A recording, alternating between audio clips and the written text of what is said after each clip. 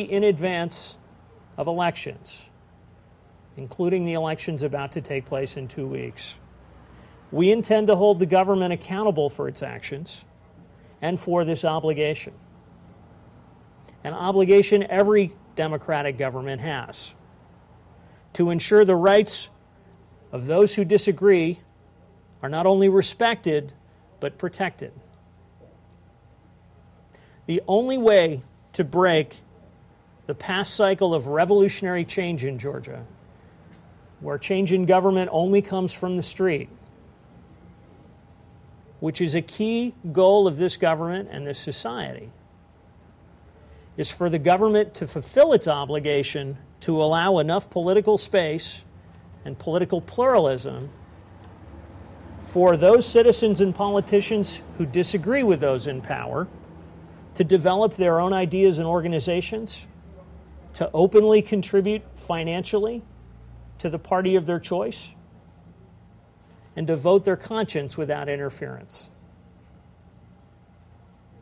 Now, those in opposition also have important obligations. In a functioning democracy, the opposition's obligation is to provide opposing viewpoints and policies while also providing a necessary political check on government. We respect the right of the opposition here in Georgia to choose whatever democratic means it uses to do so, whether it chooses to protest peacefully, engage in election law working groups and other dialogues to improve the structure of this democracy, or to oppose the government in Parliament. It's been our experience, though, both in our own country and in working with lots of democracies around the world, that those who engage government on specific issues in democratic fora achieve better results than those who only work from the street or who only seek to substitute one personality in power for another. Democracy flourishes best when those inside and outside government work to create strong institutions, acknowledging that parties in a democracy move in and out of positions of power. The opposition has an obligation to prepare its members for service in government and to govern responsibly if and when it does come to power.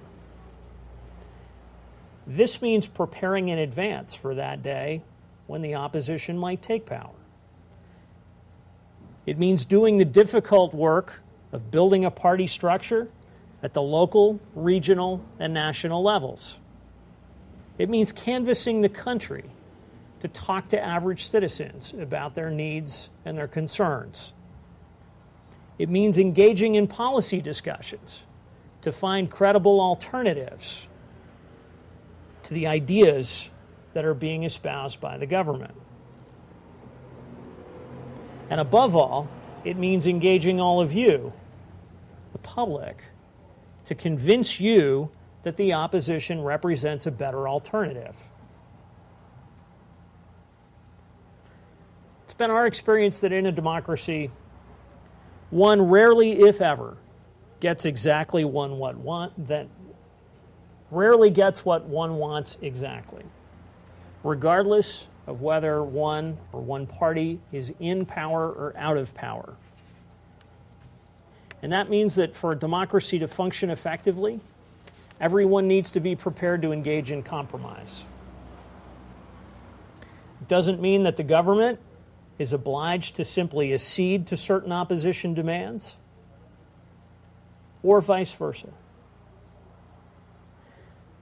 Political compromise is a sign of government strength, not of weakness.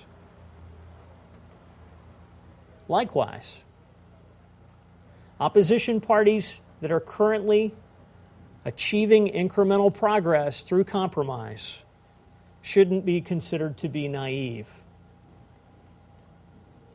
They should be credited with doing the hard work of governing, which is different than the hard work of campaigning. Achieving results, no matter how insignificant they might seem in the short term, is always laudable.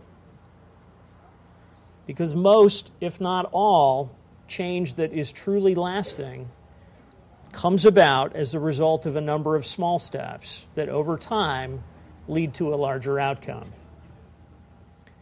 As President Obama said recently, the elemental test of any democracy is whether people with differing viewpoints can learn from each other and work with each other and find a way forward together. We speak about another essential component of a democracy, and that is the press. In the United States, we often call the press the fourth branch of our government, to highlight the essential role we believe it plays in the successful functioning of our democracy.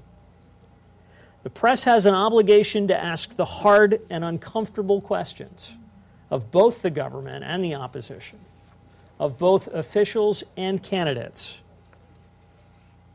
It has an obligation to adhere to professional standards.